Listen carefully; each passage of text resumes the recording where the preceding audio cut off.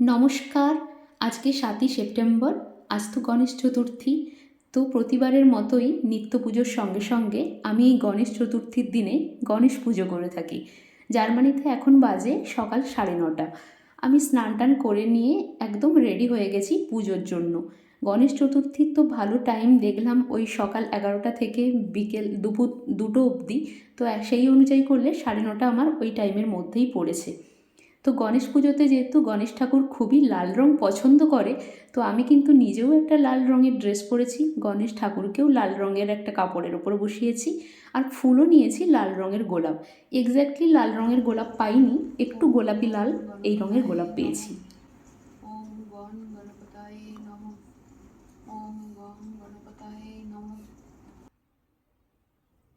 গণেশ ঠাকুরকে তো ফুল দেওয়ার সঙ্গে সঙ্গে আমার বাড়ির যে অন্যান্য ঠাকুররা আছে, গোপাল, সবাইকেই লাল ফুল দিয়ে দিচ্ছি।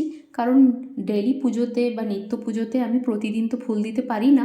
তো মাঝে মাঝে যখন স্পেশাল দিনগুলো থাকে তখন ঠাকুরকে ফুল দিয়েই আমি পুজো করি। ওম গণ গণপতায়ে নমঃ। এরপর গণেশ ঠাকুরকে দিলাম গণেশ ঠাকুরের 21টি দুর্বা গণেশ ঠাকুরের পায়ে, আর ওম গণ গণপতায়ে নমঃ এই মন্ত্রটি বলতে বলতেই দিলাম।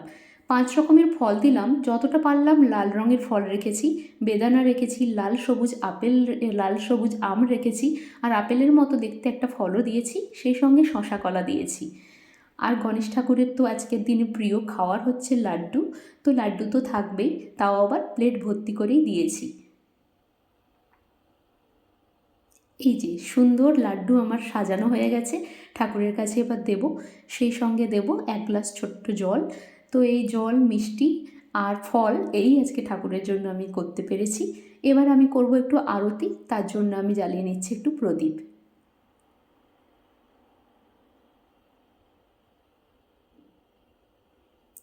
আমার বাড়িতে জানেন তো কোনো গণেশ পুজোর সেরকম রীতি নেই। বিয়ের আগেও আমাদের বাড়িতে কখনো আমি গণেশ পুজো দেখিনি, মানে করতে দেখিনি মাকেও। কিন্তু বিয়ের পর থেকেই আমি নিজে থেকেই করি এই গণেশ চতুর্থীর দিনে গণেশ পুজো। তো যাই হোক, এইভাবেই আমি আজকে আমার পুজোটা শেষ করছি। আপনারা খুব আনন্দ করে গণেশ চতুর্থী পালন করুন, আর আমার পুজোটা কেমন লাগলো অবশ্যই জানাবেন। গণেশ ঠাকুর সবাইকে ভালো রাখুক। চলুন, বাই।